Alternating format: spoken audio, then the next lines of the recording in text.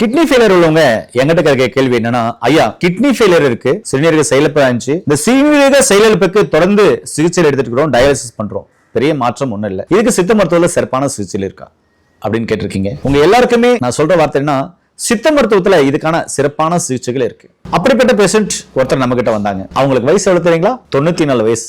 அவங்க பிபி இருந்தது, சுகர் இருந்தது, ஹார்ட்டுக்கு ட்ரீட்மெண்ட் எடுத்துட்டு இருந்தாங்க. அதே சமயத்துல கிட்னி ஃபெயிலியர் ஆகி இன்னைக்கு எல்லாமே ரிவர்ஸ் ஆகி ரொம்ப சந்தோஷமா இருக்காங்க.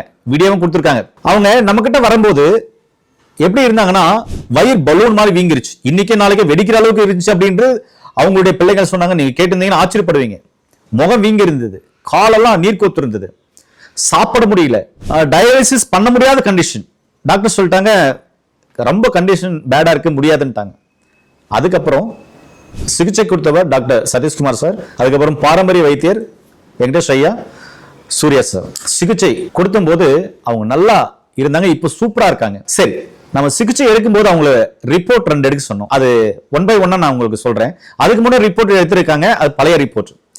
சரி, இந்த ரிப்போர்ட்டை பாருங்களேன். பேரு கிருஷ்ணவேணி, வயசு 94, ரிப்போர்ட் எடுத்த டேட் 26ஆம் தேதி 2வது மாசம் 26வது வருஷம். அப்ப அவங்களுடைய யூரியா 64, கிரேட்டின் 2.3, அவங்களுடைய EGFR லெவல் 19. இது நம்ம சிகிச்சை எடுக்கும் போது, சிகிச்சை எடுத்துனே இருக்கும்போது ஒரு ரிப்போர்ட் எடுங்கன்னு சொல்லுச்சு. பழைய ரிப்போர்ட் எல்லாம் தூக்கி சாப்பிட்டங்க ஐயா, பார்த்து சலிச்சிச்சு அப்படின்னு சொல்லும் போது இந்த ரிப்போர்ட் எடுக்க சொல்லுச்சு.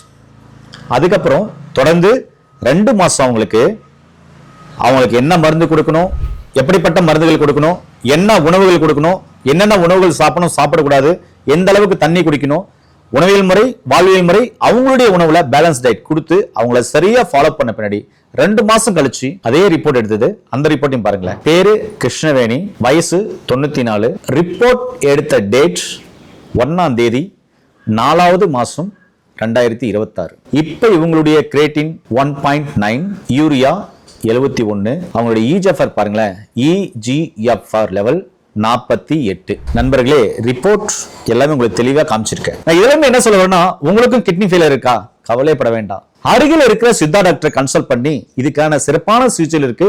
நீங்க எங்க இருக்கிறீங்களோ அங்க அவங்க கிட்ட தொடர்ந்து ட்ரீட்மெண்ட் எடுத்தீங்கன்னா நிச்சயமாவே நாள்பட்ட நோய்களாக இருந்தாலும் சரி, கிரானிக் டிசீஸா இருந்தாலும் சரி, அதை படிப்படியா ரிவர்ஸ் பண்ணிட முடியும். ஆனா ஒரே டாக்டரை தொடர்ந்து பாருங்க. அப்படி இல்லை அப்படின்னா கீழே போற நம்பருக்கு கால் பண்ணுங்க. படிச்ச பட்டதாரி மருத்துவர் மூலமா இங்க கொடுக்கிற அற்புதமான சிகிச்சைகளையும் உணவியல் முறை, வாழ்வியல் முறையும் மாற்றி உங்களுடைய உணவுல பேலன்ஸ் டயட் கொடுத்து நிச்சயமாவே படிப்படியா ரிவர்ஸ் பண்ணிட முடியும். அதுக்கான ஆதாரம் பார்த்திருப்பீங்க. ஒருவேளை இப்படிப்பட்ட பேஷண்ட்கள் யாரா இருந்தா இந்த வீடியோவை அவங்களுக்கு ஷேர் பண்ணி விடுங்க, அவங்களுக்கு பயனுள்ளதா இருக்கும்.